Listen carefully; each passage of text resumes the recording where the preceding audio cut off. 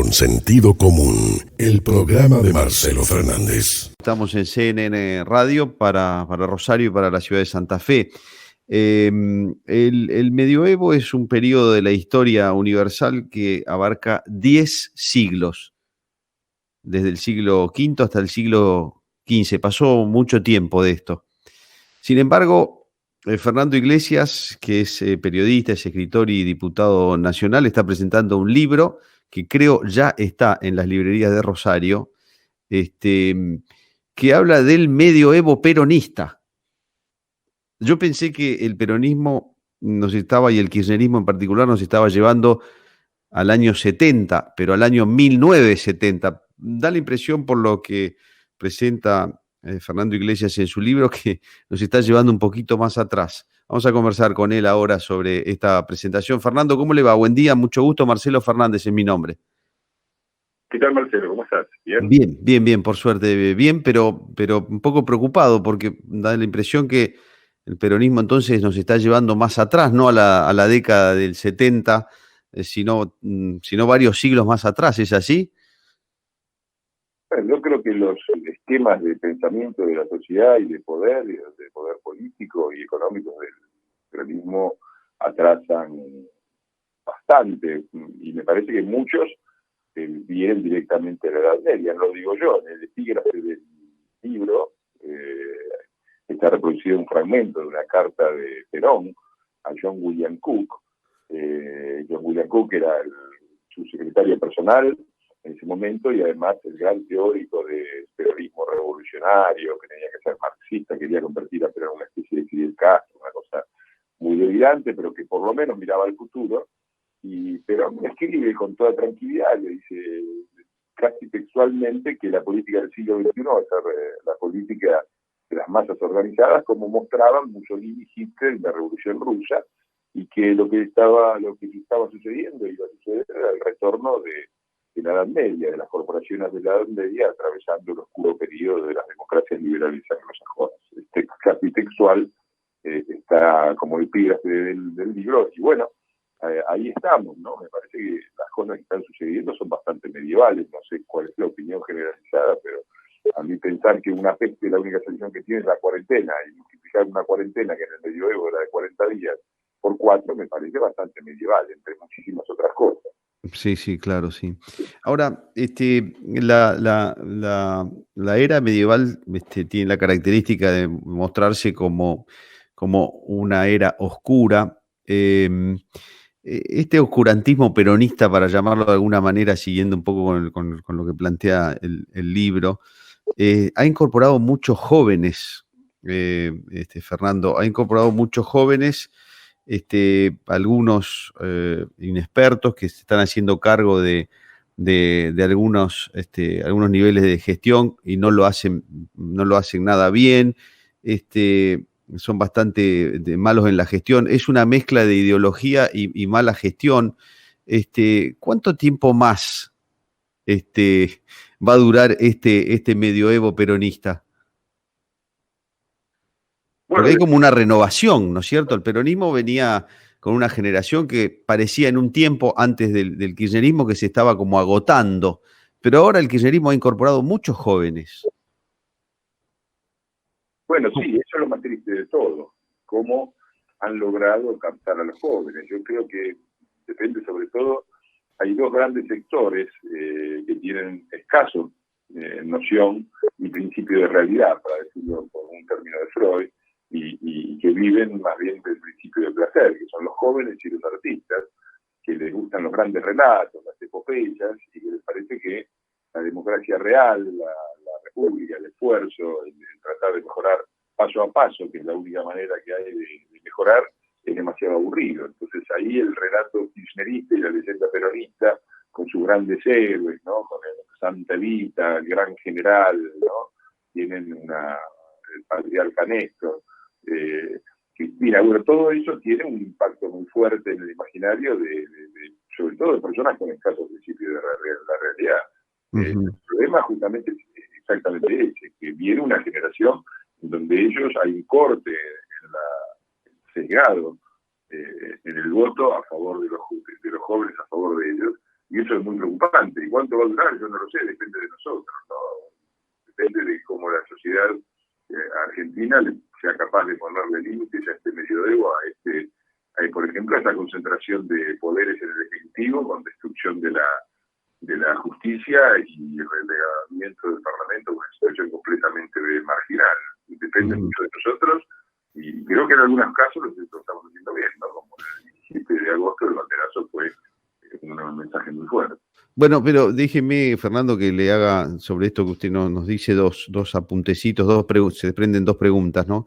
Una es cuánto va a durar. Primero, esperemos que no dure 10 siglos como el medioevo, pero con preocupación yo estoy viendo que los límites que pone la República se están quebrando, se están desgastando, y lo único que va quedando es la gente movilizada y mostrando su disconformismo. Parece el populismo en líneas generales no encuentra límites en la estructura de la República, y eso no deja de ser preocupante. Bueno, efectivamente, la característica del poder medieval es un poder absoluto, un poder sin límites. El poder del monarca tenía solamente el límite que le ponían sus cómplices, ¿no? Los duques, los condes, y hoy el poder del peronismo, que va como siempre por todo el poder, y los límites son el que le ponen sus propios miembros, ¿no? Los gobernadores feudales del norte, los califas petropolíticos del sur y los varones del conurbano. Y ellos van por todo. Cuando digo que van por todo, para romper, por ejemplo, la justicia y para desactivar el Parlamento.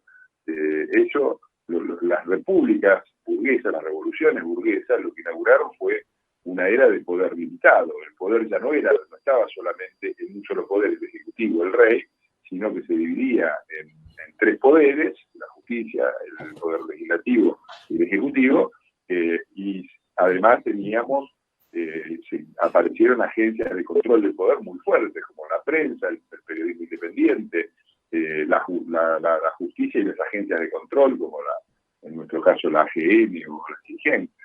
Todo eso es lo que ellos están destruyendo. No es casual que vayan contra la justicia, contra el Parlamento, porque son elementos de limitación del poder. Y está en la capacidad republicana que tengamos, los ciudadanos y los dirigentes de la oposición, ponerle freno. Y yo no soy tan pesimista, me parece que han avanzado en muchas cosas. La situación es muy preocupante, las intenciones son funestas, pero también hemos resistido algunas cosas. A ustedes, hablando con gente de la provincia de Santa Fe, el Vicentín de Hidalgo era una expropiación ya hecha y terminó siendo nada. Ojalá pase lo mismo con el tema de la reforma de la justicia, que es un proyecto escandaloso. Hablando de la sociedad, que es otro de los aspectos que usted está tocando, hay una frase famosa que dice: todos somos peronistas. Bueno, no todos, pero evidentemente hay una cultura que es permeable, o que sí, que permite en definitiva que pasen este tipo de cosas en la sociedad argentina, Fernando, ¿o no? Sí, seguramente. Justamente el libro es un intento de combatir esa cultura, de dar lo que ellos, con un lenguaje militar propio de un partido fundado por el general, llaman la batalla cultural, y que en realidad es el debate público. En los países civilizados no se habla de batallas culturales, se habla de debate público, pero bueno, efectivamente la cultura argentina está permeada por eso, y el libro intenta discutir eso, sobre todo cómo es posible, después de presentar los datos y demostrar que toda la leyenda peronista es una enorme falsedad. No es cierto que han sido exitosos, no es cierto que han industrializado el país, no es cierto que han mejorado la legislación social, todo eso forma parte de una leyenda y es perfectamente demostrable. Después de hacerlo, en el segundo capítulo, el primero está dedicado a describir el libro peronista, yo me pregunto eso: ¿cómo es posible que, siendo tan evidentes los datos, los hechos y las cifras, la leyenda peronista y el relato kirchnerista sigan teniendo éxito? Y ahí, bueno, intento algunas explicaciones en un capítulo que se llama así: los trucos de la leyenda y el relato. Es decir, el libro es un intento no solamente de criticar el peronismo, sino de tratar de entender cómo es que el peronismo, a pesar de todo esto, a pesar de los desastres que ha causado, sigue siendo el principal partido político del país y el que fija de alguna manera el sentido común de las cosas. Yo creo que hasta que no superemos eso, el país no tiene solución, y el libro intenta describir así la fisiología del monstruo, por el mecanismo interno de funcionamiento de esa máquina tremenda que ha asumido al país en el atraso y que es el peronismo. Habitualmente, Fernando, ustedes en las discusiones, en las polémicas en que lo vemos, aporta datos. Yo creo que es de los que mejores datos aporta en las discusiones estas que se dan muchas veces en los programas de televisión. El libro también tiene datos, tengo entendido. Sí, sobre todo el segundo capítulo, hay un capítulo dedicado a analizar las mentiras de la leyenda peronista, y hay datos. Es un trabajo que yo ya he hecho en otros libros, pero ahora obviamente lo he mejorado, lo he hecho más breve, y he encontrado cada vez uno, a medida que se va adentrando en la historia y va estudiando más y da un paso adelante, encuentra cosas peores. Por ejemplo, hay gráficos y datos muy sorprendentes, por ejemplo el de la inflación, que muestra la inflación desde 1810 hasta ahora, y muestra que la Argentina era un país que no tenía inflación hasta 1945, que eso es todo el 1945, y el gráfico es de una contundencia absoluta, mostrando exactamente eso. Así que sí, intento decir que dato mata relato, me parece importante presentar los datos, pero el centro del libro no está tan puesto en esa crítica del peronismo, sino más bien en tratar de entender cómo funciona la sociedad argentina. Hay un capítulo dedicado, por ejemplo, a las tribus colaboracionistas, es decir, a todo ese vasto sector de intelectuales, periodistas, círculo rojo, etcétera, comunicadores, que se dice no peronistas, pero que trabajan incansablemente a favor del sentido común peronista y del poder del peronismo. Ese es el centro del libro. En libros anteriores fueron más orientados a eso, a desmentir la leyenda peronista. Este lo enuncia, pero después entra en el análisis de por qué el éxito de una falsedad tan evidente. Fernando, quiero terminar esta conversación. Le quiero hacer escuchar un audio de poquitos segundos del presidente de estos días y después pedirle una reflexión sobre esto. Esto decía Alberto Fernández, creo que ayer o antes de ayer. Tranquiliza escuchar de boca de muchos de ustedes que estas cosas que están ocurriendo son cosas que me comprometí a hacer cuando asumí. Porque como siempre digo, para mí la palabra dada es muy importante y la palabra empeñada es muy importante. Y no mentir en política es muy importante. Y soy de aquellos que tienen la tranquilidad de decir que dice en público lo que dice en privado. Y por lo tanto, en cada reunión privada que tuve con los gobernadores y les dije esto lo podemos hacer, esto espera un poco más, he podido cumplir con la palabra que empeñé con ellos. Y eso me da una enorme tranquilidad, porque creo que es la forma en que le vamos a poder poner la política en el lugar que corresponde, como un acto de servicio realmente en favor de la comunidad. Yo escuchaba a Fernando esto ayer o antes de ayer y me quedaba como anonadado, ¿no? Porque no debe haber una palabra más devaluada que la del presidente en estos tiempos por su propia culpa, ¿no? Entonces pensaba, y esta es la última pregunta que le quiero hacer, Argentina se ha quedado sin referencias en la justicia porque no hay dónde ir a agarrarse en la justicia, en la historia por todo el tema del relato y en la verdad, porque uno dice cualquier cosa y no pasa nada. ¿Cómo hacemos? ¿De dónde nos agarramos para tratar de salir de todo este barro en el que estamos metidos, Fernando? Bueno, a mí me parece que esto es la consecuencia de una política que el peronismo llevó a cabo desde el principio, que es disociar los hechos de la leyenda. Borges lo dice con una expresión muy despreciativa, pero muy perfecta, que existía una historia real hecha de crímenes y de traiciones y una literatura para conserjes, dice con desprecio, una literatura para papanatas, creo que es el término que utiliza después, destinado a engañar a la gente. Y esto es el gran éxito del peronismo, haber logrado disociar las palabras de los hechos. Esto de Fernández diciendo que él tiene un gran respeto por el valor de la palabra, cuando no hay día que no pase que no aparezca un video con él diciendo hace 5 años cosas terribles de Cristina, hablando de la corrupción, diciendo que el peronismo era un partido de obsecuentes, y ahora viene con esto. Bueno, este es el resultado de años y años de tolerancia hacia el peronismo, de haber abdicado a la idea de que el peronismo, criticar el peronismo es odiar, es ser gorila, es estar contra la patria, es estar a favor de los bombardeos de la Plaza de Mayo y del genocidio de Videla, todos esos disparates que ha impuesto el peronismo para callar las voces disidentes. Lo que no coincido con vos es en el hecho de que yo creo que sí hay una respuesta de la sociedad. Yo dedico a la parte final del libro a analizar los errores de Cambiemos, yo soy bastante duro con eso, pero también es cierto que no podemos estar siempre hablando de los errores, hablemos también de los aciertos. Fuimos el primer gobierno civil no peronista que terminó el mandato en 90 años. Recibimos una situación económica desastrosa, con un déficit fiscal superior al 7%, atrasos cambiarios, tarifarios, déficit comercial, déficit energético, un verdadero desastre.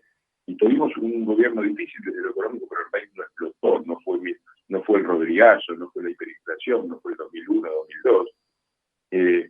Y sobre todo, al final del camino quedó una ciudadanía movilizada, no una ciudadanía movilizada por Cambiemos o por algún líder en particular, sino movilizada en defensa de la República, que votó 41% a favor de Juntos por el Cambio, fueron más votos que en el 2015, los que recibimos, y que está todavía movilizada, que todavía sigue saliendo a la calle y defendiendo a la República. Eso nunca pasó en la Argentina, no pasó después de que derrocaran a Alfonsín, no pasó después de que derrocaran a De la Rúa, y a mí me hace tener esperanza de que esto más tarde o más temprano vamos a terminar dando vuelta.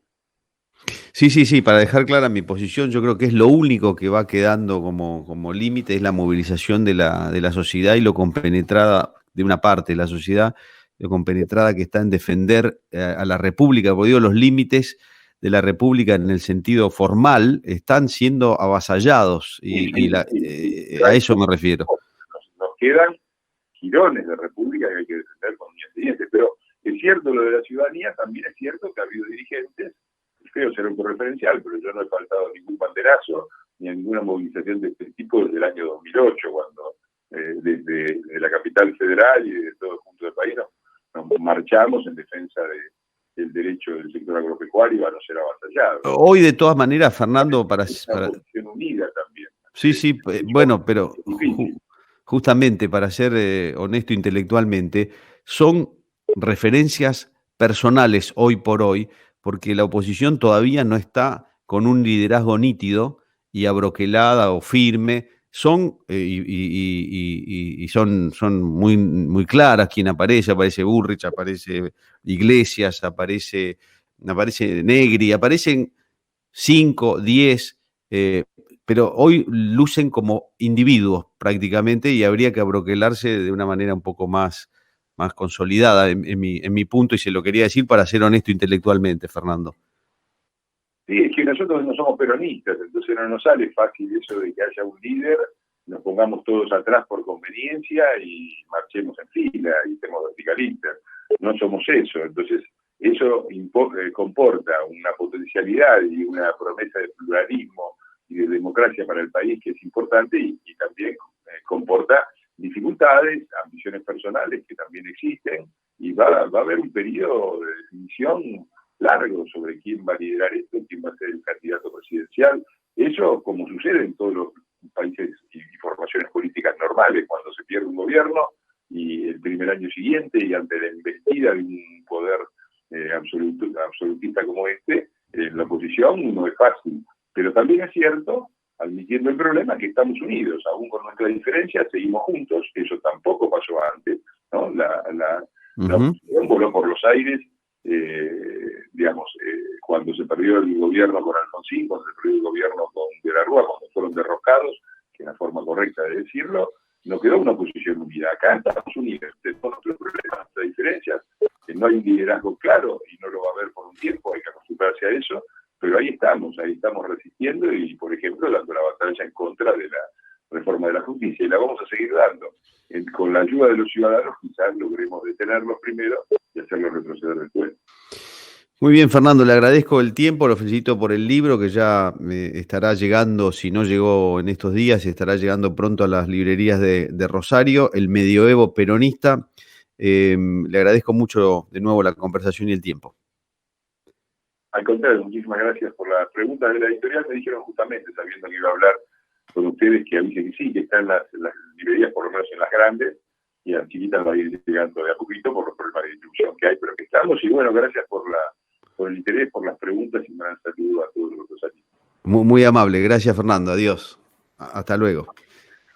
Muy bien, entonces Fernando Iglesias, que es escritor, está presentando este libro que ya está en Rosario, es periodista y es diputado nacional en este mismo momento. Hablaba con nosotros aquí en Consentido Común